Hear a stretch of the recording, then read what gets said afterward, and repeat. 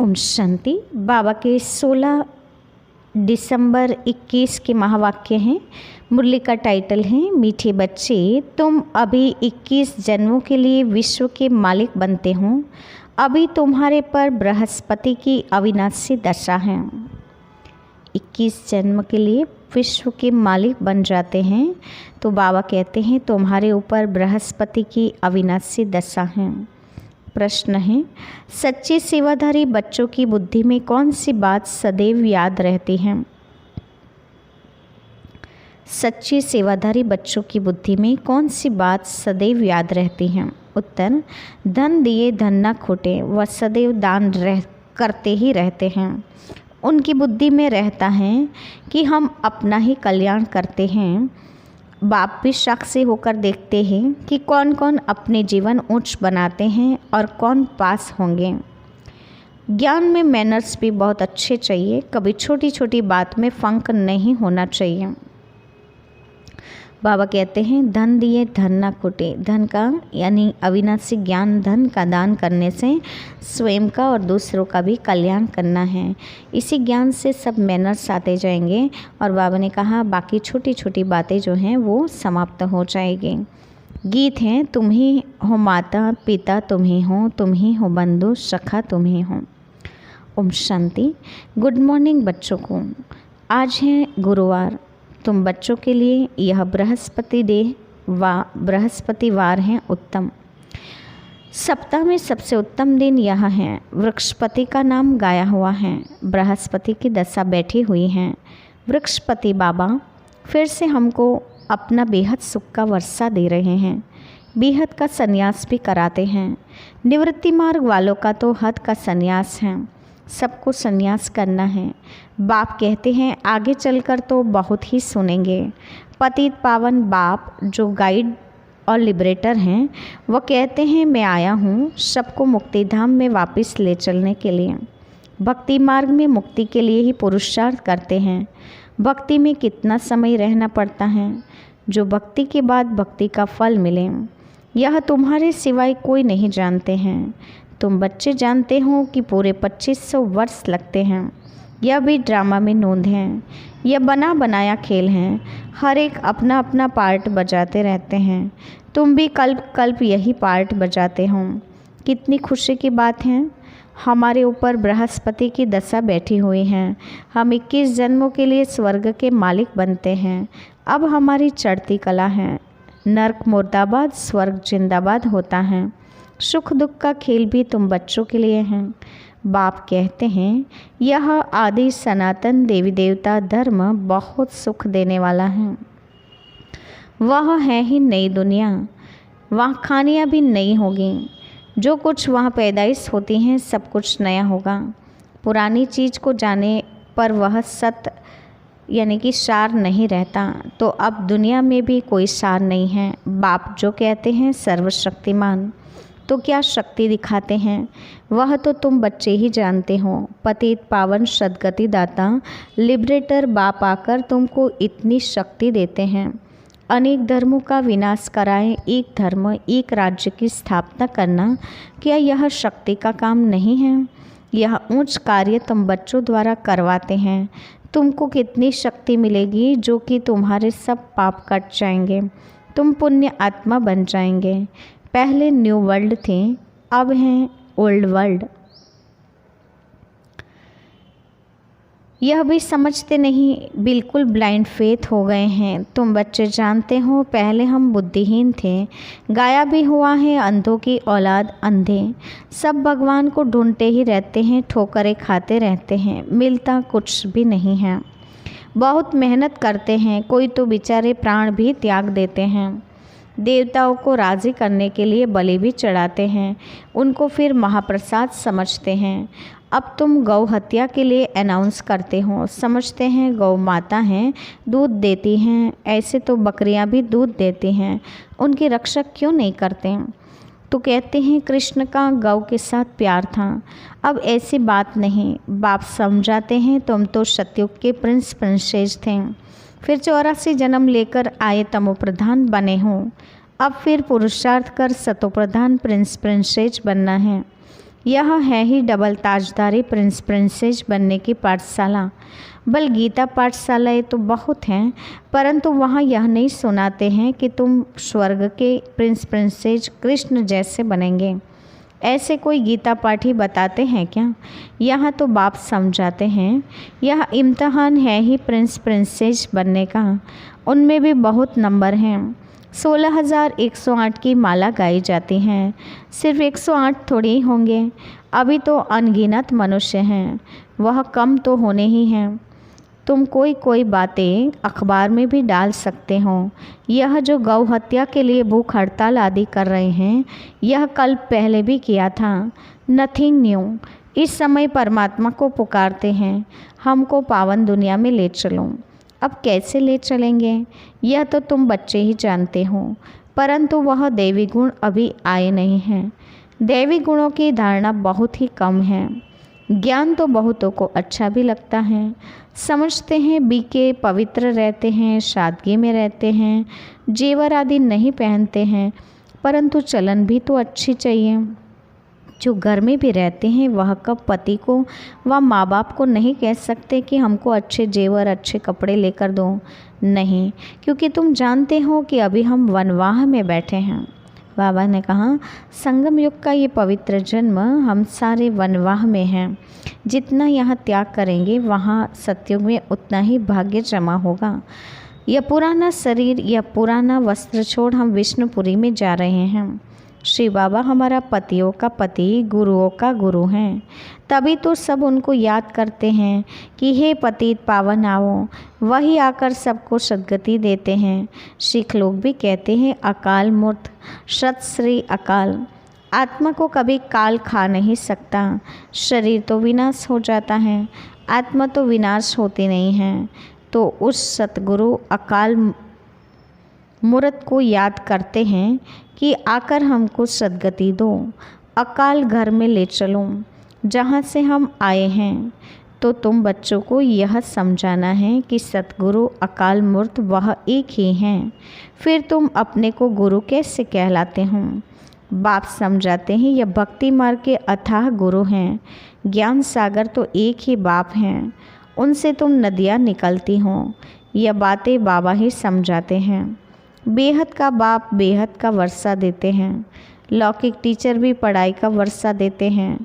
अब बाबा आकर कहते हैं माँ में कम याद करो तो विकर्म विनाश होंगे। सिर पर पापों का बोझा है ना। बाप को याद करने से गोल्डन बुद्धि बनेगी। अभी तो सबकी बुद्धि छी छी आयरन एज है। मूर्ति के आगे जाकर कहते हैं हम छी छी हैं। अब वाह वाह हो, तुम ही पावन ऊंच थे, तुम ही पतित अब नीच बने हो। नाटक ही भारत पर बना हुआ है। 84 जन्मों की कहानी भी तुमसे ही लगती हैं।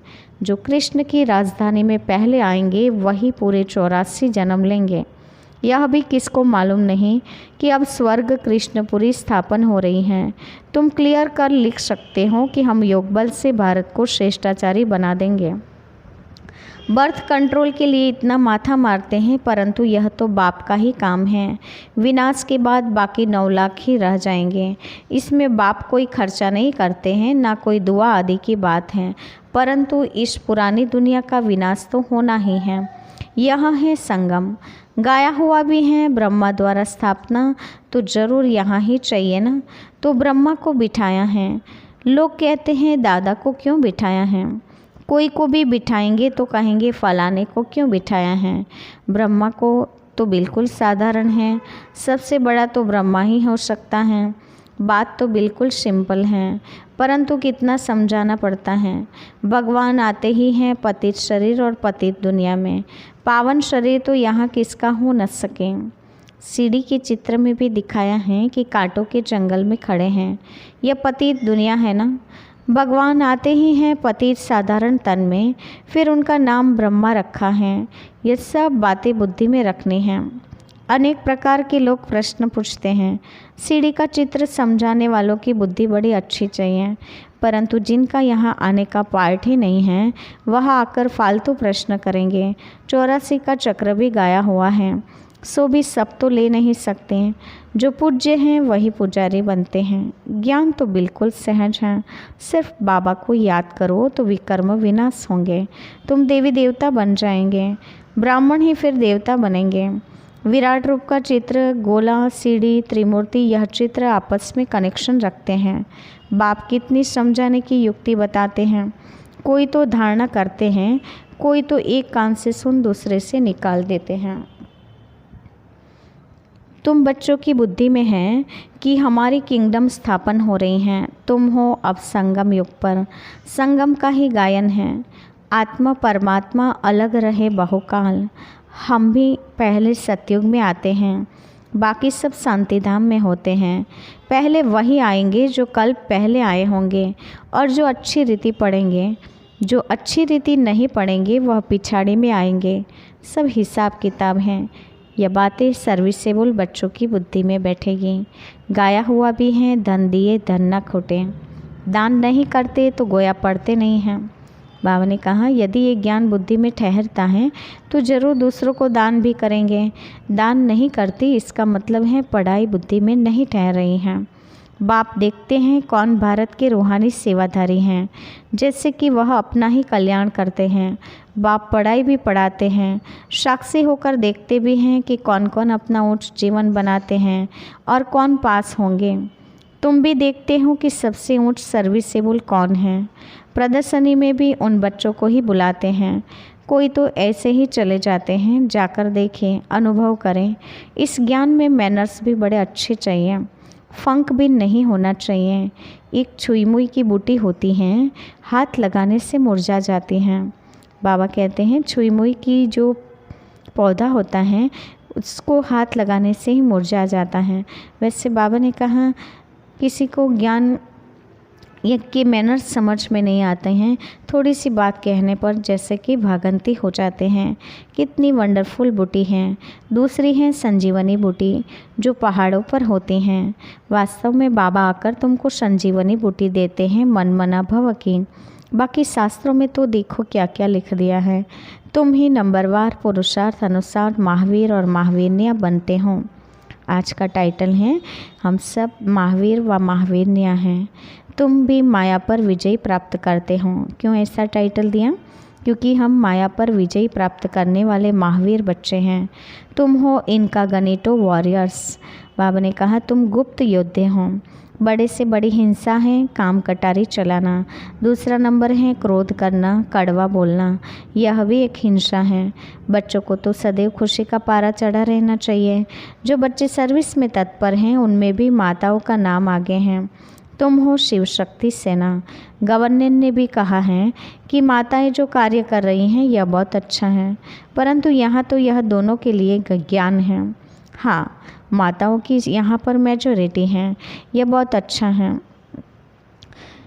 यह थोड़ी है कि प्रजापिता ब्रह्मा द्वारा सिर्फ ब्रह्मा कुमारियाँ ही हुई हैं, कुमार भी तो है ना। जब दोनों ज्ञान लेवे तब तो प्रवृत्ति ठीक चले। जिसके घर में बच्ची होती हैं तो समझते हैं लक्ष्मी आई, जहाँ बच्ची नहीं होती तो समझते हैं यह घर निभागा है। देखो लक्ष्मी की पूजा करते हैं, स्त्री को घर का श्रृंगार माना जाता है। लक्ष्मी हैं तो उनके साथ नारायण भी होगा। आजकल माताओं का बहुत रिगार्ड रखते हैं, सबसे जास्ती रिगार्ड तो बाप ही आकर रखते हैं। पहले लक्ष्मी फिर नारायण। आजकल मिस्टर और मिसेज अक्सर निकाल श्री नाम रख दिया है। यह है माया की मत। और कोई खंड में श्री अक्षर नहीं है। श्री क्राइस्ट कभी नहीं कहेंगे। श्रीमत है ही एक भगवान की, जो श्रीमत से आकर श्रेष्ठाचारी बनाते हैं। तुम बच्चों को तो बहुत पुरुषार्थ करना चाहिए, परंतु कोई देह अभिमान में आकर अपना पद भ्रष्ट कर देते हैं। इस समय सब देह अभिमान में हैं और कोई पाठशाला ऐसे हो नहीं सकती जहाँ की आत्माओं को बैठ परमात्मा पढ़ाते हों। अपने को आत्मा समझ बाप को याद करो। कोई का भी ड्रामा में ऐसा पार्ट नहीं है। आत्मा में ही सारा अविनाशी पार्ट भरा हुआ है। 84 जन्मों का सीढ़ी का चित्र तो क्लियर कर देता है। यह तुम जानते हो कि जिसने 84 जन्म लिए होंगे वहीं आएंगे। बाकी के लिए ऐसे ही समझना है कि पिछाड़ी में आने वाले हैं। अब बच्चों को बहुत ही समझदार बनना है, अच्छी रीति पढ़ना है। जो अच्छी रीति पढ़ेंगे और फिर पढ़ाएंगे वही उच्च पद पाएंगे। बाप समझाने तो बहुत अच्छी देते हैं कि देह सहित सबको भूलो, अपने को आत्मा समझो। इस पुरानी दुनिया को भूल जाना है, सिर्फ एक बाप को याद करना है। याद से ही एक बाप का वर्षा पाएंगे। आजकल इशारा भी करते हैं कि भगवान को याद करो तो ज़रूर एक ही बाप है ना, बाकी सब बच्चे हैं। ऊंचे ते ऊंचा है शिव बाबा, फिर ब्रह्मा विष्णु शंकर, फिर जगदम्बा। भक्ति मार्ग का पसारा यानी कि विस्तार है झाड़, ज्ञान है बीज। अच्छा, मीठी मीठी सिक्के दे बच्चों के प्रति माता पिता बाप दादा का याद प्यार और गुड मॉर्निंग। रूहानी बाप की रूहानी बच्चों को नमस्ते। हम रूहानी बच्चों की रूहानी माता पिता बाप दादा को याद प्यार और नमस्ते। धारणा के लिए मुख्य सार। पहले पॉइंट, इस समय स्वयं को वनवाह में समझना है। अच्छे कपड़े अच्छे जेवर पहनने का शौक़ छोड़ देना है। सादगी में रहते हुए चलन बहुत रॉयल रखनी है। दूसरा, छुई मुई कभी नहीं बनना है। मुख से कड़वे बोल नहीं बोलने हैं। संजीवनी बूटी से मायाजीत बनना है। आज का वरदान है, साकार बाप समान अपने हर कर्म को यादगार बनाने वाले आधार मूर्त और उद्धार मूर्त भव। साकार बाप समान अपने हर कर्म को यादगार बनाने वाले आधार मूर्त उद्धार मूर्त भव। वरदान का स्पष्टीकरण है, जैसे साकार बाप ने अपना हर कर्म यादगार बनाया, ऐसे आप सभी का हर कर्म यादगार तब बनेगा जब स्वयं को आधार मूर्त और उद्धार मूर्त समझकर चलेंगे। जो अपने को विश्व परिवर्तन के आधार मूर्त समझते हों, उनका हर कर्म ऊंचा होता है। वृत्ति दृष्टि में जब सर्व के कल्याण की भावना रहती है तो हर कर्म श्रेष्ठ हो जाता है। ऐसे श्रेष्ठ कर्म ही यादगार बनते हैं। स्लोगन है, सत्यता की शक्ति को धारण करने के लिए सहनशील बनो। सत्यता की शक्ति को धारण करने के लिए सहनशील बनो। अच्छा, ओम शांति।